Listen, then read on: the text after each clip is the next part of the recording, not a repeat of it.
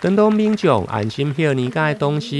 也有一群警察甲消防人员坚守岗位，为了这群辛苦的人员，由安人民的嘛特别配合善心企业来捐赠年菜。今年已经是第11档，由了常在事业公司来赞助，总共募集700份的爱心年菜。每一年在这个时候哈，我们都非常的感谢哈，就是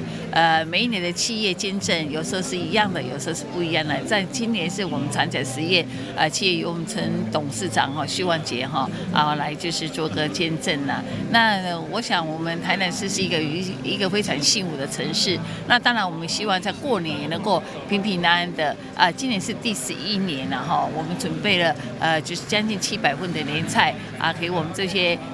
警察。消防、义消、疫情这些人员，在他们执勤的时候不会饿着肚子，而且有一份温馨的感觉啦。今年特别准备这份年菜，这不只是一份年菜，更是一份感谢与祝福。感谢我们警察还有消防同仁在过年期间的辛劳付出，因为有你们，我们的市民才能更为安全。所以在此感谢我们的警义消同仁，也祝福大家在我们过年期间我们执行顺利，也希望我们的市民有了一个充分的好年。今天代表公司自赠一点点小小的心意给大家，然后感谢大家过年期间守护在岗位，然后替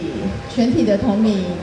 维护社会安全，大家辛苦了。上午的观众选伫安平区政大楼的广场，分别由着消防局的专委林德新，以及警察局第4分局长廖水慈，甲着第6分局长刘全福来代表接受。会后，警消人员嘛特别回敬感谢状，感谢常在事业甲着议员的善行。台南新闻林英根采访报道。